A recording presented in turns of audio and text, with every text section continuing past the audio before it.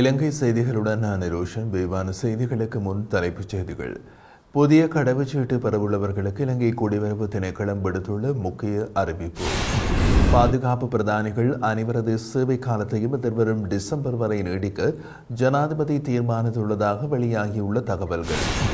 ரஷ்யாவுக்கு விஜயம் செய்துள்ள இலங்கை வெளிவிவகார அமைச்சர் அலி சஃப்ரிக்கும் அந்த நாட்டு வெளிவிவகார அமைச்சருக்கும் இடையில் முக்கிய விடயங்கள் தொடர்பாக கருத்து பரிமாற்றம். 95 லட்சம் வாக்குகளால் ரணில் வெற்றி பெறுவார் என்று ஐக்கிய தேசிய கட்சியின் தேசிய செயலாளர் ரவி கருணாநாயக்க தெரிவிப்பு. தொடர்வது விரிவான செய்திகள். கடவுச்சீட்டுக்கு விண்ணப்பிக்கும் போது தெளிவான தேசிய அடையாள அட்டைகளை சமர்ப்பிக்குமாறு பொதுமக்களிடம் குடிவரவு திணைக்களம் கோரிக்கை விடுத்துள்ளது. பழைய தேசிய அடையாள அட்டைகளை கொண்டுள்ள விண்ணப்பதாரர்கள் புதிய தேசிய அடையாள அட்டையோடு தமது பணிகளை மேற்கொள்ள வரும்போது கடவுச்சீட்டை பெற்றுக்கொள்வது இலகுவாக இருக்கும் என்று குடிவரவு மற்றும் குடியகழ்வு கட்டுப்பாட்டாளர் ஹர்ஷ இலுக்பிட்டிய தெரிவித்துள்ளார். தற்போதுள்ள அடையாள அட்டை 10 வருடங்களுக்கு முன்னர் எடுக்கப்பட்டிருந்தால் அப்போதைய புகைப்படத்திற்கும் இப்போதைய புகைப்படத்திற்கும் மாற்றங்கள் நிறைவே உண்டு என்று தெரிவித்தார். அதில் பல சிக்கல்கள் ஏற்படும் என்பதனால் தாம் தெளிவான அடையாள அட்டைகளை கோருவதாகவும் தெரிவித்துள்ளார். கடவுச்சீட்டை பெறவுள்ள நபர் தன்னை உறுதிப்படுத்திக் கொள்ள தற்போது தேசிய அடையாள அட்டை பாவிக்கப்படுவதாகவும், ஆனால் 2025ஆம் ஆண்டுக்கு பின்னர் கைவிரல் ரேகைகள் தான் முதலிடம் பெறும் என்றும் தெரிவித்தார். வீதி அபிவிருத்தி அதிகார சபையின் பொறியியலாளர் சங்கத்தினர் முன்னெடுத்துள்ள தொழிற்சங்க நடவடிக்கை இன்றும் தொடர்கின்றது. ஆட்சேர்ப்பு உள்ளிட்ட பல்வேறு கோரிக்கைகளை முன்வைத்து வீதி அபிவிருத்தி அதிகார சபை சங்கத்தினர் தொழிற்சங்க நடவடிக்கையினை முன்னெடுத்துள்ளார்கள். எதிர்க்கமைய கிராமிய வீதி மற்றும் கிராமங்களில் பாலங்களை நிர்மாணிக்கும் பணிகளில் இருந்து தமது உறுப்பினர்கள் விலகி செய்யப்படுவதாக வீதி அபிவிருத்தி அதிகார சபையின் பொறியியலாளர் சங்கத்தினர் அறிவித்துள்ளமை குறிப்பிடத்தக்கது. அதே நேரம் அரசு நில அளவையாளர் சங்கத்தினரும் இன்று முதல் சுகவீன விடுமுறை போராட்டத்தை தொடர்ச்சியாக முன்னெடுப்பதாக அறிவித்துள்ளனர். நில அளவை நடவடிக்கைகளை தனியாருக்கு வழங்கும் செயற்பாடுகள் முன்னெடுக்கப்பட்டு வருவதாக சங்கத்தின் தலைவர் துமிந்த உந்துகோட தெரிவித்துள்ளார். நில அளவையாளர்களுக்கான போக்குவரத்து மற்றும் தங்குமிட வசதிகளில் ஏற்படுத்தப்பட்டுள்ள பிரச்சினைகள் குறித்தும் இதுவரை தீர்வு வழங்கப்படவில்லை என்றும் அவர் இதன்போது சுட்டிக்காட்டியுள்ளார். இதேவேளை பல்கலைக்கழக கல்விசாரா ஊழியர்கள் முன்னெடுத்துள்ள பணி பகிஷ்கரிப்பானது 40வது நாளாக இன்றும் தொடர்கின்றது. சம்பளத்தில் 15% வரி அறவிடப்படுகின்றமை மற்றும் மாதாந்த கொடுப்பனவு அதிகரிக்கப்படாதமைக்கு எதிர்ப்பு தெரிவித்து பல்கலைக்கழக கல்விசாரா ஊழியர்கள் பணி பகிஷ்கரிப்பை முன்னெடுத்துள்ளார்கள். பல்கலைக்கழக கல்விசாரா ஊழியர்கள் ஆரம்பித்துள்ள இந்த தொடர் பணி பகிஷ்கரிப்பு போராட்டம் காரணமாக 17 அரசு பல்கலைக்கழகங்கள் மற்றும் 17 உயர்கல்வி நிறுவனங்களின் செயற்பாடுகள் பாதிக்கப்பட்டுள்ளது.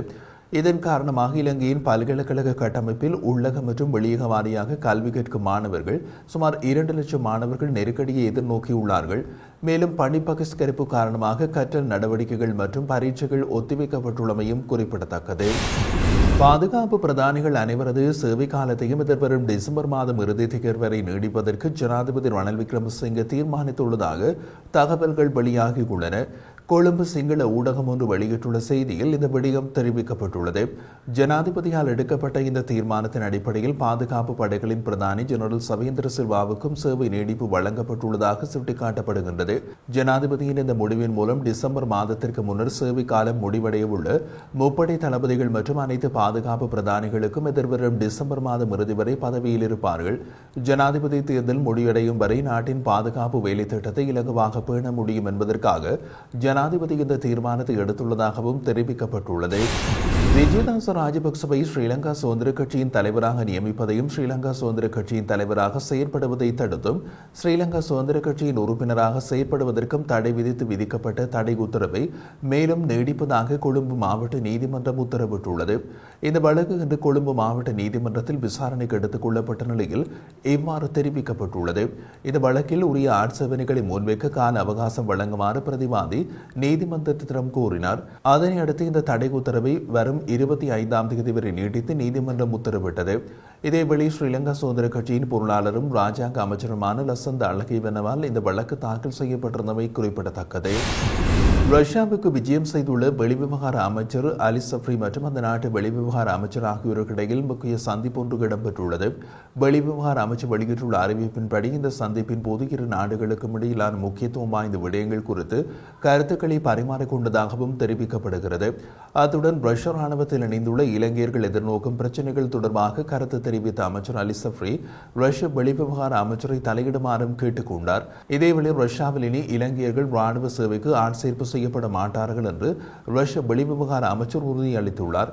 மேலும் ஜூன் 26, 27 தேதிகளில் இலங்கையின் உயர்மட்ட பிரதிநிதிகள் குழு ரஷ்ய அதிகாரிகளோடு இந்த பிரச்சினைகளை விவாதிக்க திட்டமிட்டுள்ளது என்றும் குறிப்பிடப்பட்டுள்ளது.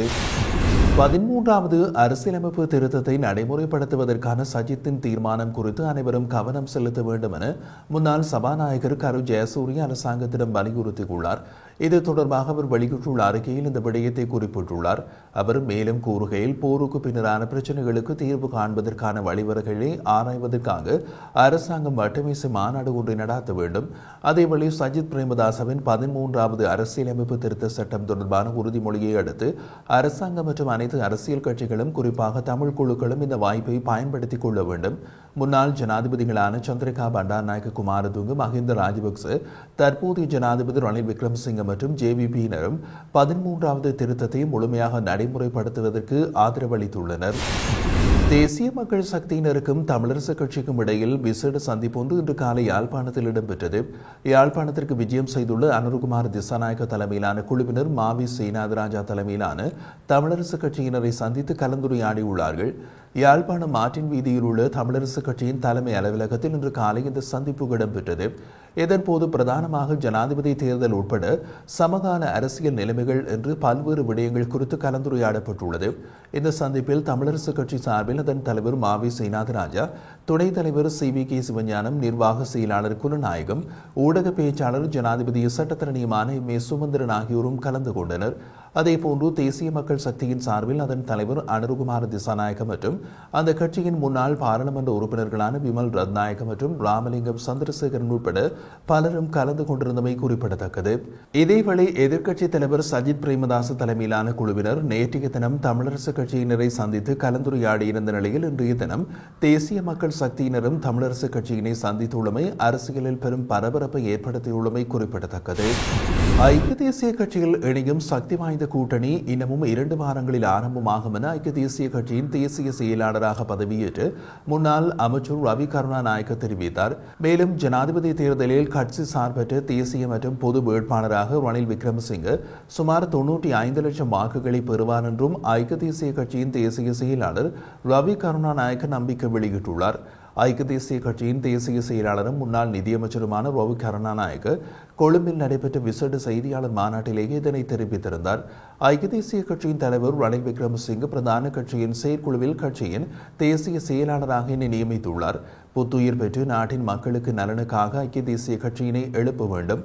பொருளாதார மாற்ற சட்டமூலத்தை முன்வைத்ததன் மூலம் இலங்கையின் பொருளாதாரத்தை சரியான பாதையில் கொண்டு செல்வதற்கான முதல் படியை ஜனாதிபதி எடுத்துள்ளார்.